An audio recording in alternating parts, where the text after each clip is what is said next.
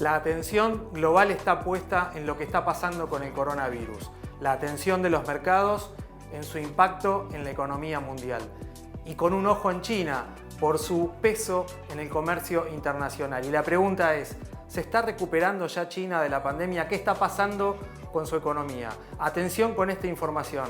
Mónica Vallejos, periodista de Internacionales del Cronista, habló en las últimas horas para el Cronista Global con un importante funcionario de la Embajada de China en la Argentina, con su consejero político. La pregunta, nos cuenta su versión oficial de qué está pasando con la economía en China y su impacto en la Argentina para lo que viene.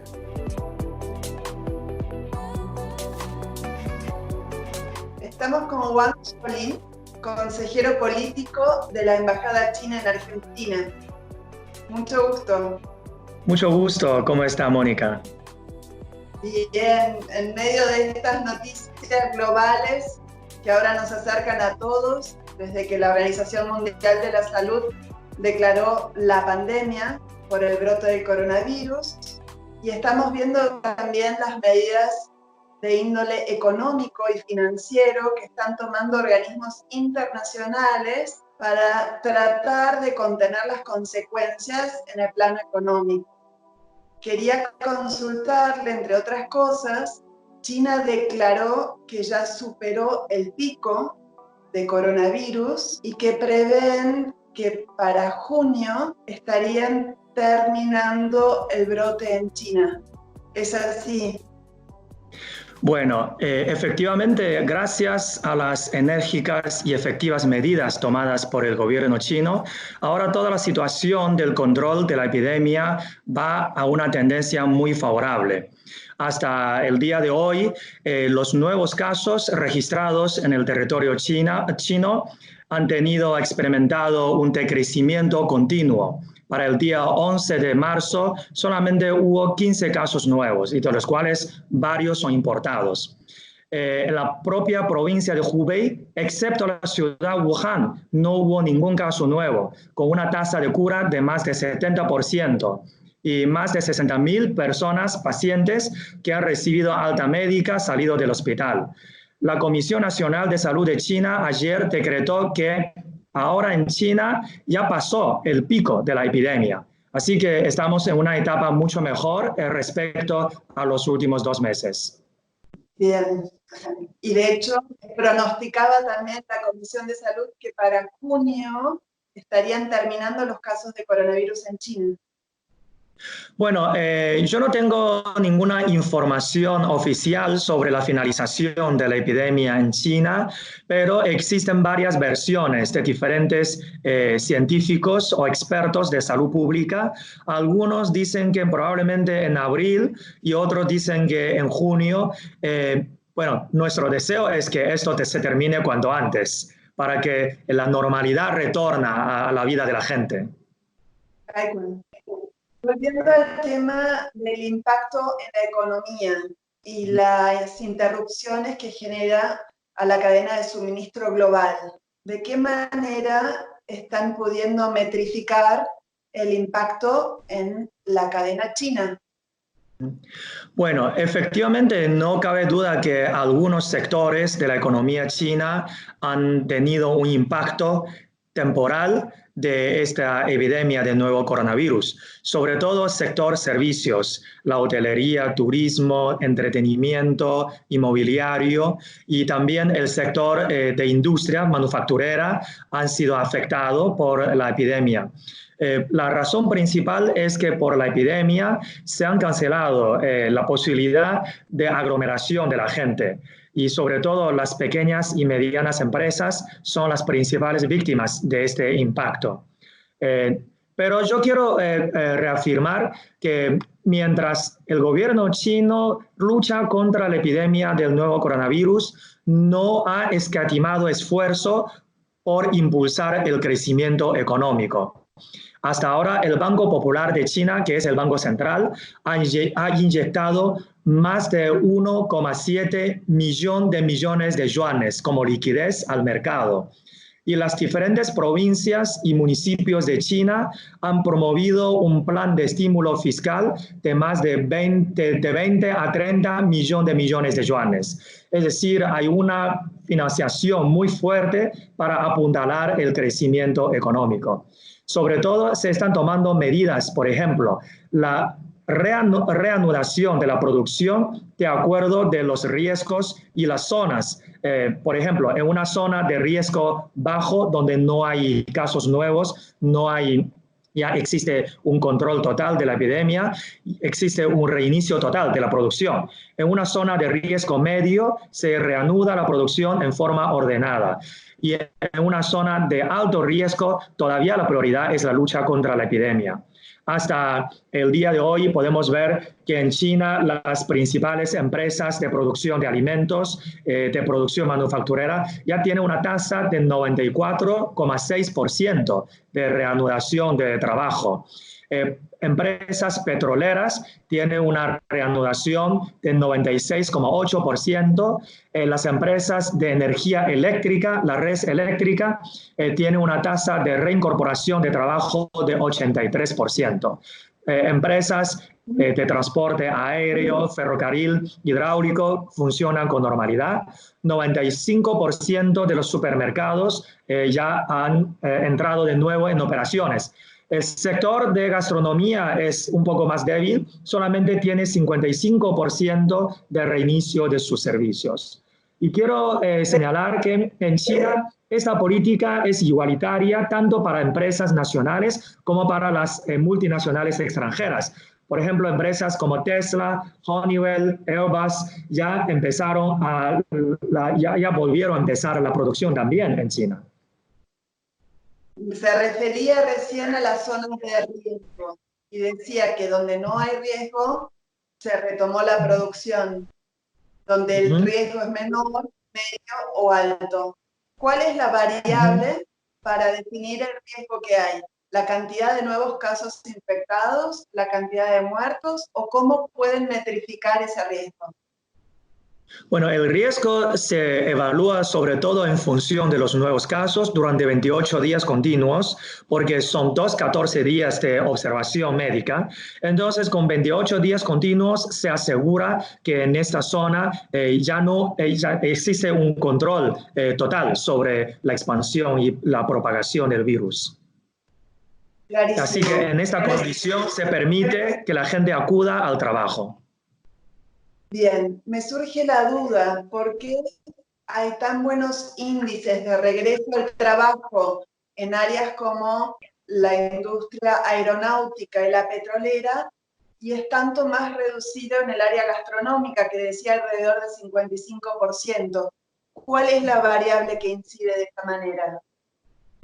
Sí, pienso que para el sector gastronómico existe un factor subjetivo de los propios consumidores, ¿no? Porque los consumidores para ir a un restaurante a lo mejor todavía tienen cierto miedo, cierto temor por ser contagiado, por la condición que ellos evalúan inconveniente. Y por eso yo creo que este sector depende mucho de la propia decisión de los consumidores. Pero para la producción industrial existe un criterio mucho más científico y oficial de las autoridades sanitarias. Leí que los fabricantes de automóviles están pidiendo ayuda al gobierno chino porque en febrero tuvieron una baja del 79% en la venta de automóviles. ¿De qué forma los podrían ayudar? Sí, efectivamente también nos hemos informado de que algunas empresas electrónicas automovilísticas se encuentran con dificultad de lograr el suministro de repuestos y piezas de parte de China. Pero yo creo que este fenómeno es un fenómeno de corto plazo, temporario y controlable. Los diferentes sectores de China tienen una capacidad productiva suficiente y una gran capacidad resiliente. Y esta epidemia no va a afectar a la posición de China en la cadena de valor industrial a nivel global.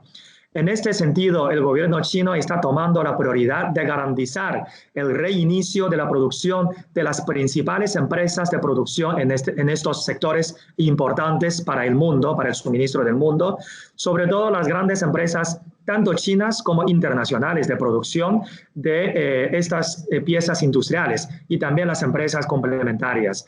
De esta manera se pueda reanudar la producción tanto upstream como downstream de toda esta cadena de producción. Hasta el 25 de febrero, las grandes y medianas empresas industriales de China ya tienen una tasa de 78,9, casi 80% de reinicio de producción, de los cuales las grandes empresas tienen una tasa... ¿Sí? Una pregunta sobre los a los que se refiere con la dificultad que está habiendo de provisión en el mercado. Respecto al mercado argentino, hay una caída de la importación de insumos chinos para la manufactura. Uno de los sectores más afectados es el electrónico, justamente. ¿A eso se está refiriendo?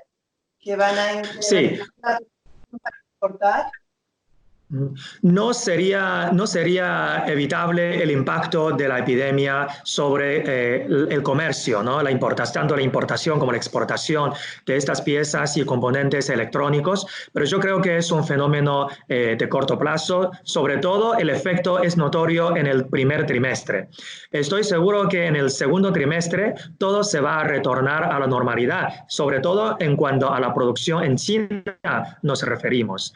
Y también habría que ver en ese momento cómo estaría la situación de la expansión de la epidemia a nivel global y regional. Veremos cómo estará la situación en América Latina y toda la ruta de comercio, cómo va a desarrollarse. Esto también son los factores que uno debe evaluar para mirar el desarrollo de la situación. Pero estoy seguro que en el segundo trimestre la producción manufacturera, tanto de productos electrónicos como automovilísticos, van a estar en una situación mucho mejor con la reanudación total de las fábricas y las plantas bajo la condición de que la epidemia ya se encuentra en un control totalmente adecuado. Una consulta, ¿tiene alguna exportaciones argentinas de carne y soja a China? Si se estarían por reanudar de una manera más sostenible.